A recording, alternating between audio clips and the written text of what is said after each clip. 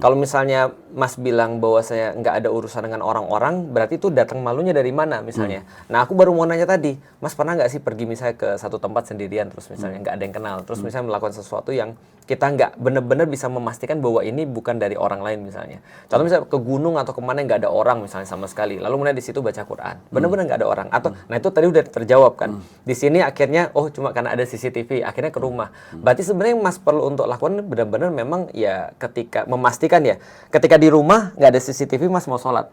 Berarti menurutku ya, mungkin ini masih salah, tapi mungkin ada sisa-sisa ada orang itu sih masih sih, menurutku sih.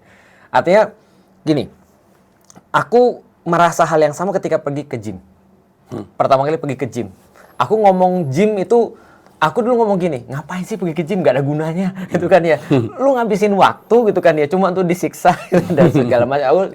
Pokoknya aku ngomong jelek lah tentang gym. Tiba-tiba aku masuk gym. Aku tahu semua orang di situ nggak akan ngeliat aku. Aku tahu secara teori. Atau kalaupun mereka ngeliat aku, mereka juga lupa 2 pekan lagi. Tapi aku malu aja, merasa nggak enak aja. Maka aku perlu temen tuh awal-awal. Temennya aku ke gym yuk, supaya kita nggak so asik kan itu kan ya, supaya kita bisa ada yang dibully dan seterusnya. Nah tapi lama-lama kita merasa nyaman. Nah berarti aku merasa bahwasanya oke, aku memang khawatir dilihat oleh orang lain dan mungkin aku perlu kebiasaan. Nah Mas mungkin coba perlu untuk mengidentifikasi itu. Karena kalau ada CCTV berarti kan masih ada yang lihat kan.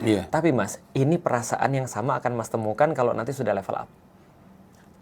Tapi ini berat sih, udah masuknya ke sufi. Orang-orang sufi itu ketika dia level up, dia merasa malu bahkan sama segala sesuatu yang bisa membuat dia seolah-olah kehilangan koneksi dengan Allah. Misalnya, ada seorang sufi namanya Maulana Jalaluddin Rumi, itu berkata begini, jangan sampai ketika dia malam-malam ketika dia sholat, terus dia nangis karena dia terus kemudian ingat Allah ataupun merasa sedih dan segala macam, itu jangan sampai dia itu ketahuan nangis oleh Allah.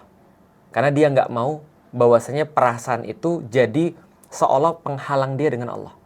Maka dia bilang sama air matanya, udah jangan kasih tahu ke Allah kalau aku nangis.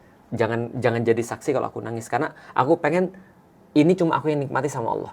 Rumit sih memang. Aku juga belum sampai di titik itu sih. Kayaknya